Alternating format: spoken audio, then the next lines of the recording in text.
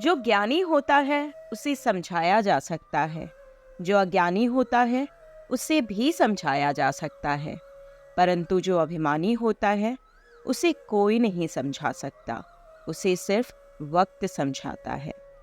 नमस्कार दोस्तों, मैं अनामिका स्वागत करती हूँ आप सबका भागवत गीता अध्याय 11 की सरल व्याख्या में। इस अध्याय का नाम है विराट रूप। पिछले अध्याय में श्री कृष्ण ने अर्जुन की भक्ति को पोषित और प्रगाढ़ करने के लिए अपनी दिव्य विभूतियों का वर्णन किया था। अध्याय के अंत में वे स्पष्ट रूप से अपने असीम विश्व रूप का उल्लेख करते हुए कहते हैं कि उनमें दिखाई देने वाले सभी सौंदर्य, ऐश्वर्य, तेज और शक्तियों को उनके तेज का स्फुलिंग मानो। इस अध्याय में अर्जुन श्री कृष्ण से प्रार्थना करते हैं कि वे उन्हें अपने विश्व रूप का या सभी ब्रह्मांडों में व्याप्त अपने अनंत ब्रह्मांडीय विराट रूप का दर्शन कराएं। अर्जुन भगवान श्री कृष्ण की विभूतियों को सुनकर और उसी प्रकार से परम पुरुषोत्तम भगवान के दिव्य स्वरूप को जानकर भाव विभोर हो गए हैं और उसे अनुभव हुआ कि अब उनका मोह भंग हो चुका है। उसने स्वीकार कर लिया कि श्री कृष्ण न केवल इसके प्रिय मित्र हैं बल्कि परम पुरुषोत्तम भगवान भी हैं। अब इस अध्याय के प्रारंभ में ही वह भगवान श्री कृष्ण द्वारा कृपा पूर्वक प्रकट किए गए ज्ञान को कृतज्ञता पूर्वक स्वीकार करते हैं। अर्जुन ने कहा, मुझ पर करुणा कर आप द्वारा प्रकट किए गए परम गूढ़ आध्यात्मिक ज्ञान को सुनकर अब मोह दूर हो गया है। मैंने आपसे सभी प्राणियों की उत्पत्ति और संहार के संबंध में विस्तार से सुना है। हे कमल नयन, मैंने आपकी अविनाशी महिमा को भी जाना है। हे परमेश्वर, आप वास्तव में वही हो जिसका आपने मेरे समक्ष वर्णन किया है, किंतु हे परम पुरुषोत्तम, मैं आपके विराट रूप को देखने का इच्छुक हूँ। दोस्तों, कृष्ण ने अपनी जिस महिमा को अर्जुन को बताया है वो परम गोपनीय है। बड़े बड़े ऋषियों को भी उनके बारे में नहीं पता था, लेकिन कृष्ण के लिए उनका भक्त ही सब कुछ है, चाहे वे अर्जुन हो या हम। उन्होंने अर्जुन और हम सबकी दुनिया के सबसे बड़े ज्ञान को समझाया है दोस्तों। परंतु अर्जुन अब उनके इस रूप को प्रत्यक्ष देखना चाहते थे। उनकी जिज्ञासा भी शांत नहीं हुई थी।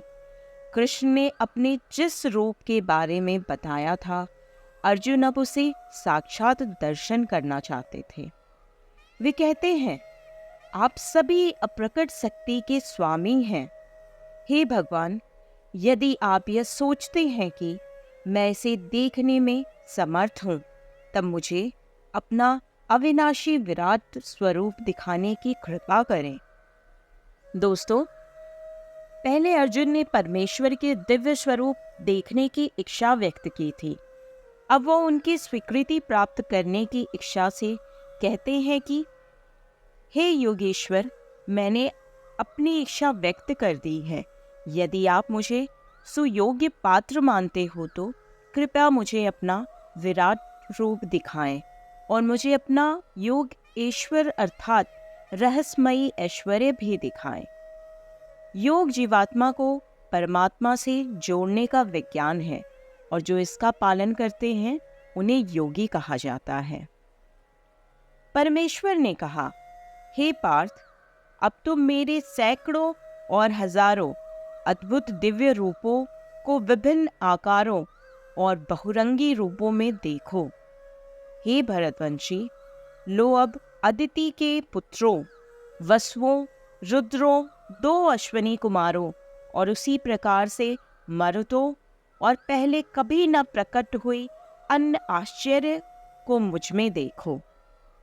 श्री कृष्ण अब अर्जुन को अपना प्रत्यक्ष रूप दिखाने जा रहे हैं। भगवान के विश्व रूप में केवल पृथ्वी पर विद्वान आश्चर्य ही सम्मिलित नहीं है, अपितु अन्य उच्च लोकों के आश्चर्य जिन्हें कभी एक साथ इस प्रकार से नहीं देखा गया हो, वो भी सम्मिलित हैं। श्री कृष्ण कहते हैं, हे अर्जुन, सभी चर और अचर सहित समस्त ब्रह्मांडों को एक साथ मेरे विश्व रूप में देखो। इसके अतिरिक्त तुम कुछ और भी देखना चाहो तो वह सब भी विश्वव्यापी रूप में देखो। श्री कृष्ण से उनका विराट स्वरूप देखने का निर्देश सुनकर अर्जुन आश्चर्य में पड़ जाते हैं कि वह इसे कहाँ देखें। इसलिए श्री कृष्ण कहते हैं, वह उन्हें उनके इस परम विशिष्ट शरीर में देखें, जहाँ वह सभी ब्रह्मांडों को उनके चर और अचर अस्तित्वों सहित देख सकते हैं। वे समस्त अस्तित्वों और पूर्व में घटित और उसी प्रकार से भविष्य में घटित होने वाली को भी देख सकता है।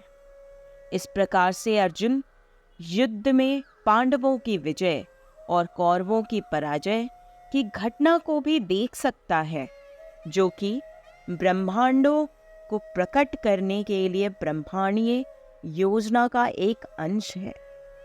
दोस्तों, जब परम प्रभु संसार में अवतरित होते हैं तब उनके दो रूप होते हैं। एक भौतिक स्वरूप जिसे भौतिक आंखों से देखा जा सकता है, और दूसरा दिव्य रूप जिसे दिव्य दृष्टि से देखा जा सकता है। भौतिक आंखों से उस सार्वभौमिक रूप को देखने में असमर्थ होते हैं और साधारण मनुष्य की बुद्धि उसे समझने के लिए समर्थ नहीं होती। इसलिए श्री कृष्ण ने कहा कि वे अब अर्जुन को दिव्य दृष्टि प्रदान करेंगे, जिसके द्वारा उनके सार्वभौमिक रूप को उसके समस्त वैभवों सहित देखा जाना संभव हो सकेगा। दिव्य आध्यात्मिक दृष्टि प्रदान करने का कार्य भगवान जीवात्मा को अपनी दिव्य दृष्टि, दिव्य मन और अपनी दिव्य बुद्धि को जीवात्मा की प्रकृति दृष्टि, प्राकृतिक मन और प्राकृतिक बुद्धि के साथ जोड़ देते हैं। तब दिव्य इंद्रियां मन और बुद्धि से युक्त होकर जीवात्मा भगवान के दिव्य रूप को देखने का विचार कर उन्हें समझ सकती हैं। ये सारा दृश्य संजय धृतराष्ट्र को सुना रहे हैं। तो दोस्तों, ये स्वाभाविक है कि संजय के माध्यम से ही ये गीता ज्ञान हम सब तक पहुंच पाई होगी। तो जरा सोचिए दोस्तों, कुरुक्षेत्र के मैदान में जो अर्जुन देख रहे हैं वही संजय भी देख रहे हैं, और धृतराष्ट्र जो देख नहीं सकते परंतु संजय के द्वारा साक्षात सुन रहे हैं, बिल्कुल हमारी तरह। संजय को अपने गुरु वेद व्यास से दूरदृष्टि का वरदान प्राप्त था।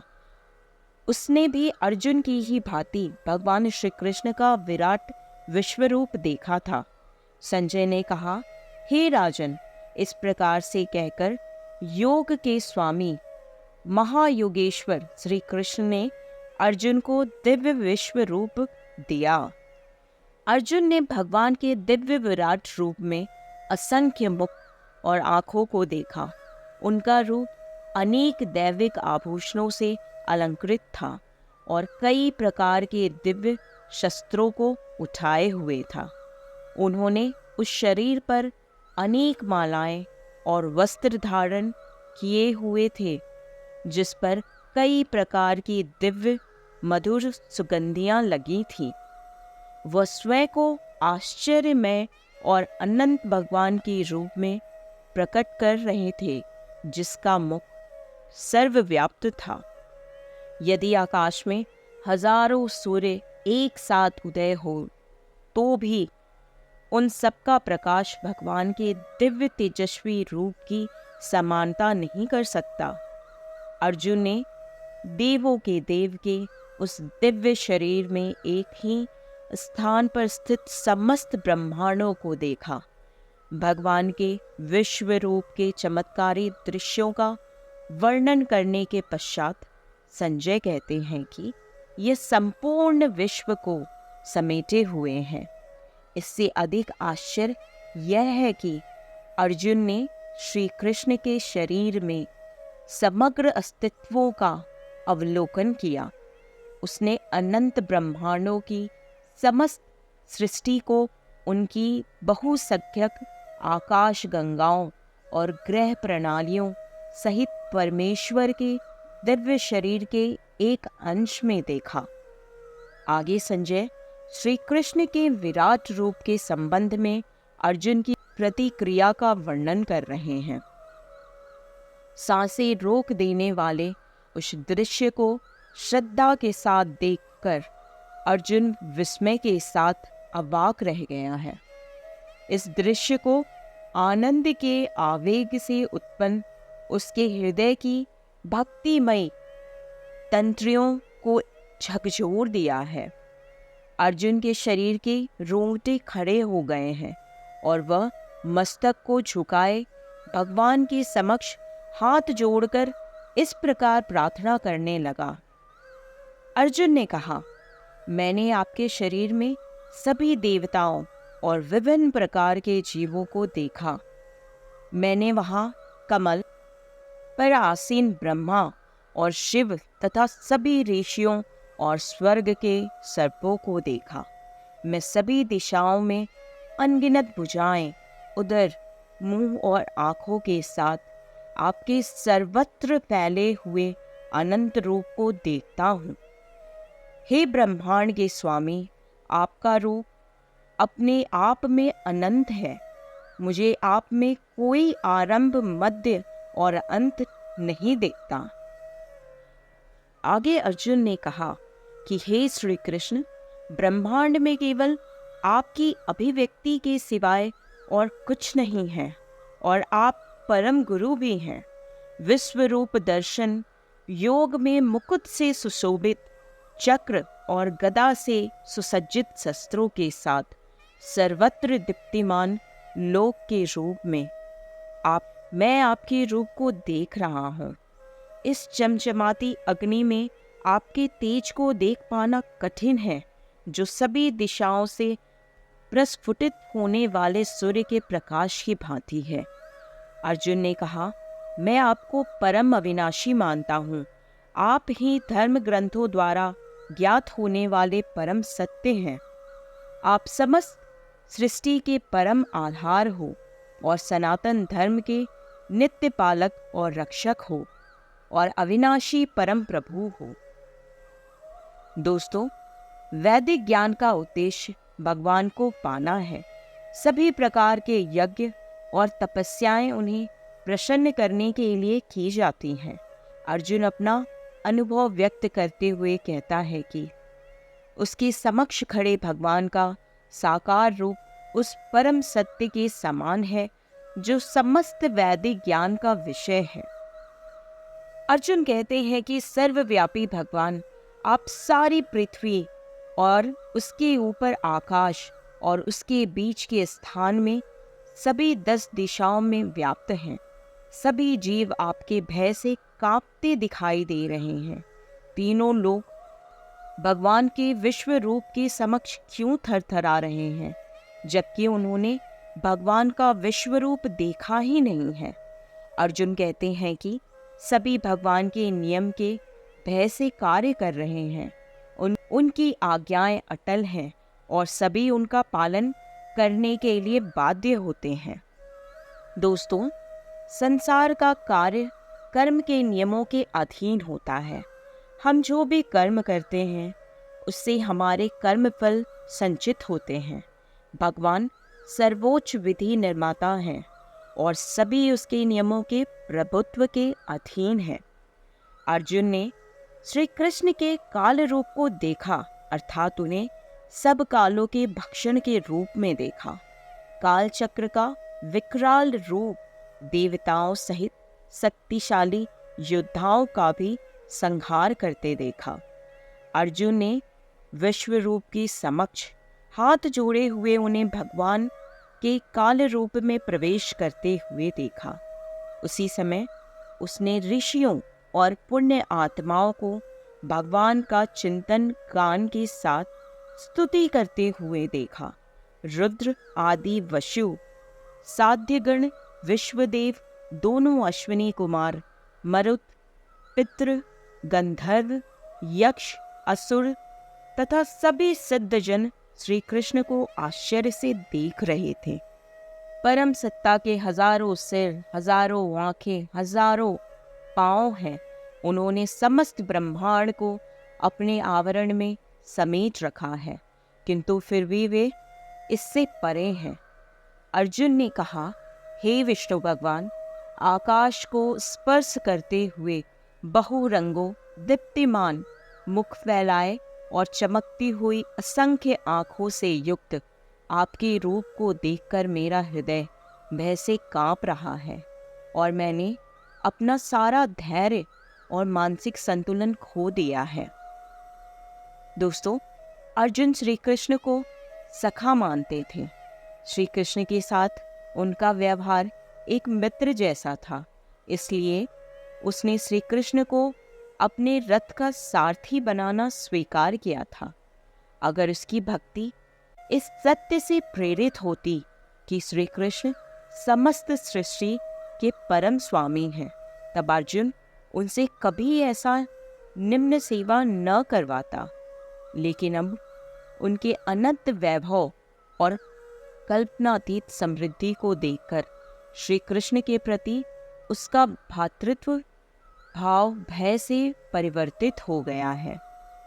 अर्जुन ने श्री कृष्ण के जिस विश्व रूप को देखा, वह केवल श्री कृष्ण के व्यक्तित्व के अन्य स्वरूप हैं और उससे भिन्न नहीं है। अनेक अद्भुत और आश्चर्यजनक भगवान की अभिव्यक्तियों को देखकर अर्जुन अब भयभीत हो जाता है और सोचने लगता है कि श्री कृष्ण उस पर क्रोधित हैं। इसलिए वह उससे कहते हैं, प्रलय के समय की प्रचंड अग्नि के सदृश आपके अनेक मुखों के विकराल दांतों को देखकर मैं भूल गया हूँ कि मैं कहाँ हूँ और मुझे कहाँ जाना है। हे देवेश, आप ब्रह्मांड के आश्रयदाता हैं, कृपा मुझ पर करुणा करें। अर्जुन ने कहा, मैं धृतराष्ट्र के सभी पुत्रों को, उनके सहयोगी राजाओं और भीष्म, द्रोणाचार्य, कर्ण तथा हमारे पक्ष के सेना नायकों सहित आपके विकराल मुख में प्रवेश करता देख रहा हूँ। इनमें से कुछ के सिरों को मैं आपके विकराल दांतों के बीच पिसता हुआ देख रहा हूँ। जिस प्रकार से नदियों की कई लहरें समंदर में प्रवेश करती हैं, उसी प्रकार से ये सब महायोद्धा आपके धधकते मुख में प्रवेश कर रहे हैं। जिस प्रकार से पतंगा तीव्र गति से अग्नि में प्रवेश कर जलकर भस्म हो जाता है, उसी प्रकार से ये सेनाएं अपने विनाश के लिए तीव्र गति से आपके मुख में प्रवेश कर रही हैं। भगवान अपने सृजन, पालन और संहार की भव्य शक्ति के साथ संसार को नियंत्रित करते हैं। भगवान के विश्व रूप में नित सारी घटनाओं का दृश्य देखकर अर्जुन युद्ध में अपने शत्रुओं का विनाश देखते हैं। वो अपने अनेक सहयोगियों को भी मृत्यु का ग्रास बनते हुए देखते हैं। ऐसा अद्भुत दृश्य को देखकर जड़वत अर्जुन भगवान से प्रार्थना करते हैं, हे देवेश, कृपया मुझको बताएं कि अति उग्र रूप में आप कौन हैं। मैं आपको प्रणाम करता हूँ, कृपया मुझ पर करुणा करें। आप समस्त सृष्टियों से पूर्व आदि भगवान हैं। मैं आपको जानना चाहता हूँ और मैं आपकी प्रकृति और प्रयोजन को नहीं समझ पा रहा हूँ। परम प्रभु ने कहा कि वो लोकों का नाश करने वाले महाकाल हैं और इस समय इन सब ब्रह्मांड के विनाशक के रूप में प्रवृत्त हुए हैं। कृष्ण अर्जुन को समझाते हुए कहते हैं कि जो प्रतिपक्षियों में सम्मिलित योद्धा लोग हैं, वे सब तेरे बिना भी नहीं रहेंगे, अर्थात तेरे युद्ध ना करने पर भी इन सब का नाश निश्चित है, क्योंकि भगवान के संसार निर्माण की विशाल योजना के अनुसार ऐसा होना भगवान की इच्छा है। यदि युद्ध पहले ही मरे के समान है, तब फिर अर्जुन युद्ध क्यों लड़े? आगे श्री कृष्ण ये बताते हैं। श्री कृष्ण कहते हैं कि उनकी इच्छा है कि कौरवों का विनाश हो और धर्म की मर्यादा के अनुसार हस्तिनापुर पर पांडव शासन करें। युद्ध के परिणाम के रूप में उन्होंने पहले से ही अधर्मियों का विनाश और धर्म की विजय निश्चित की है। संसार के कल्याण की उनकी विशाल योजना को किसी भी उपाय द्वारा टाला नहीं जा सकता। श्री कृष्ण ने कहा कि वह अर्जुन से चाहते हैं कि अर्जुन उनके कार्य को संपन्न करने का निमित्त मात्र बने। अर्जुन को यह स्मरण करवाते हुए कि धनुर्विद्या में उसे उन्हीं की कृपा से असाधारण कौशल प्राप्त हुआ है, ऐसा कहकर श्री कृष्ण अर्जुन को अपना शस्त्र बनने के लिए प्रोत्साहित करते हैं। इसलिए वे अर्जुन को सव्यसाची कहकर संबोधित करते हैं, जिसका अर्थ है श्रेष्ठ धनुर्धर, क्योंकि अर्जुन सर्वश्रेष्ठ धनुर्धर था और अपने किसी भी हाथ से बाण चलाने में समर्थ थे। श्री कृष्ण कहते हैं, द्रोणाचार्य, भीष्म, जयद्रथ, कर्ण अन्य महान योद्धा पहले ही मेरे द्वारा मारे जा चुके हैं, इसलिए बिना विक्षुब्ध हुए इनका वध करो। केवल युद्ध करो और तुम अपने शत्रुओं पर विजय पाओ। संजय ने कहा, केशव के इन वचनों को सुनकर अर्जुन ने भय से कांपते हुए अपने दोनों हाथों को जोड़कर श्री कृष्ण को नमस्कार किया और अवरुद्ध स्वर में भयभीत होकर श्री कृष्ण से इस प्रकार कहा। अर्जुन कहते हैं, हे सर्वश्रेष्ठ, आप ब्रह्मा से श्रेष्ठ और आदि सृष्टा हो, तब फिर वह आपको नमस्कार क्यों न करें? हे अनंत, हे देवेश, हे जगत के आश्चर्यदाता, आप सभी कारणों के कारण और अविनाशी हैं। आप व्यक्त और अव्यक्त से परे अविनाशी सत्य हो। आप आदि सर्व आत्मा दिव्य सनातन स्वरूप हैं। आप इस ब्रह्मांड के परम आश्रय हैं।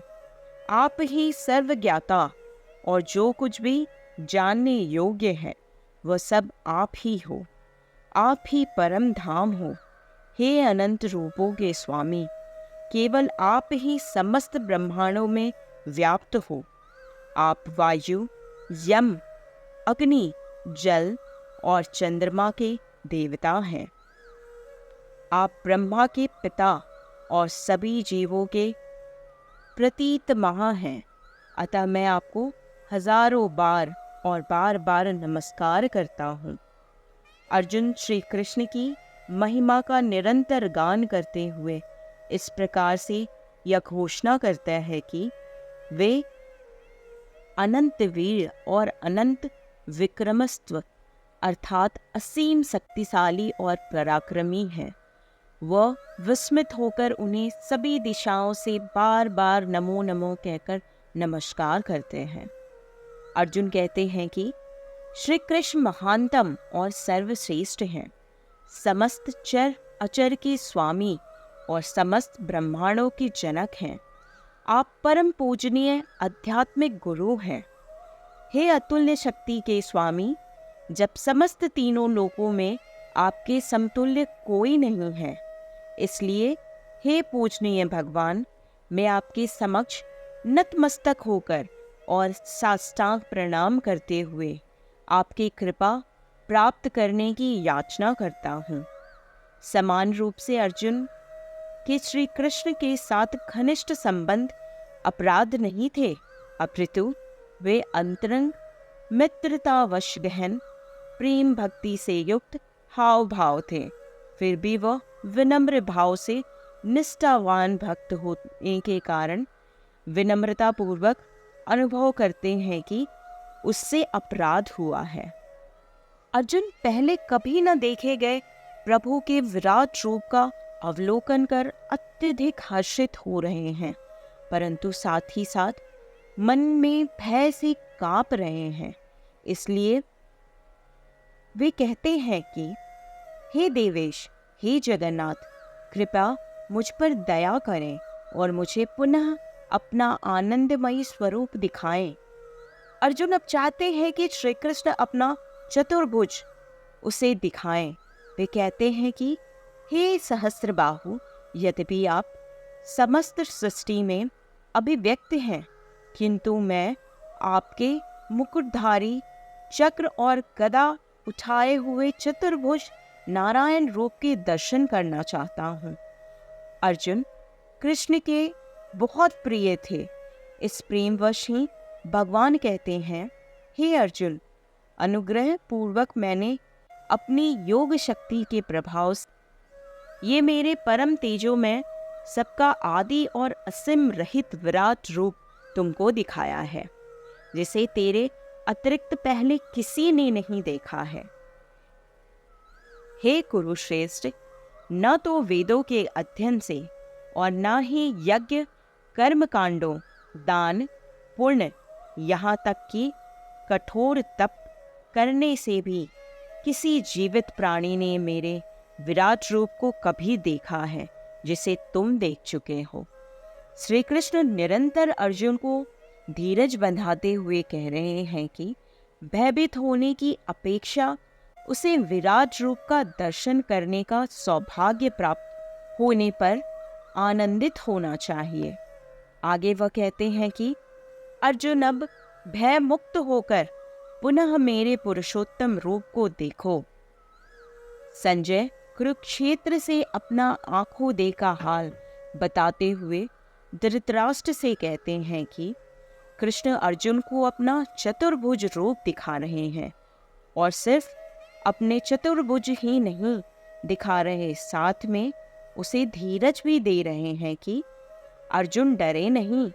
ये सब तो उन्होंने अर्जुन को ज्ञान देने के लिए किया है। अपनी एक एक बात उन्होंने अर्जुन को इसलिए बताई है ताकि अर्जुन अपनी अज्ञानता से बाहर निकल पाए, अपने अंदर की अज्ञानता को हटाकर अपने आत्मा के समक्ष हो वो भगवान का रूप पहचान सके। अर्जुन ने कहा, हे जनार्दन, आपके दो भुजा वाले मनोहर रूप को देखकर मुझ में आत्मसंयम लौट आया है और मेरा चित्त स्थिर होकर सामान्य अवस्था में आ गया है। परम प्रभु ने कहा, मेरे जिस रूप का तुम अवलोकन कर रहे हो उसे देख पाना अति दुष्कर है। यहाँ तक कि स्वर्ग के देवताओं को भी इसका दर्शन करने की उत्कंठा होती है। मेरे इस रूप को न तो वेदों के अध्ययन, न ही तपस्या, दान और यज्ञों जैसे साधनों द्वारा देखा जा सकता है, जैसा कि तुमने देखा है। दोस्तों, जरा सोचिए, अगर इन साधनों द्वारा भगवान के साकार रूप को जाना नहीं जा सकता, तब फिर कैसे उन्हें इस रूप में देखा जा सकता है? अब आगे श्री कृष्ण इसका रहस्य उद्घाटन करेंगे। प्रभु ने कहा, हे अर्जुन, मैं जिस रूप में तुम्हारे समक्ष खड़ा हूँ उसे केवल अनन्य भक्ति से जाना जा सकता है। हे शत्रुहंता, इस प्रकार मेरी दिव्य दृष्टि प्राप्त होने पर ही कोई वास्तव में मुझसे एकीकृत हो सकता है। दोस्तों, केवल और केवल भक्ति ही भगवान को प्राप्त करने का उचित साधन है। केवल भक्ति ही हमें भगवान के साथ एकीकृत करती है। भगवान सच्ची भक्ति में बंध जाते हैं, जो सभी मार्गों में सर्वोत्तम मार्ग है। बिना भक्ति के कोई भी भगवान को प्राप्त नहीं कर सकता, चाहे कोई अष्टांग योग, तपस्या, ज्ञान, विरक्ति का कितना भी अभ्यास क्यों न कर ले। प्रभु कहते हैं, वे जो मेरे प्रति अपने कर्तव्यों का पालन करते हैं, जो मुझ पर ही भरोसा करते हैं, आसक्ति रहित रहते हैं और किसी भी प्राणी से द्वेष नहीं रखते, ऐसे भक्त निश्चित रूप से मुझे प्राप्त करते हैं। इस प्रकार यह अध्याय यह समझाता है कि भगवान का स्वरूप केवल मानव जैसी आकृति तक सीमित नहीं है, वे संपूर्ण ब्रह्मांड और उससे परे भी हैं। उनका दर्शन और समझ केवल भक्ति, श्रद्धा और उनकी कृपा से ही संभव है। तो दोस्तों, ये थी भागवत गीता अध्याय 11 की संपूर्ण व्याख्या। आपसे फिर मुलाकात होगी अध्याय 12 की सरल व्याख्या के साथ।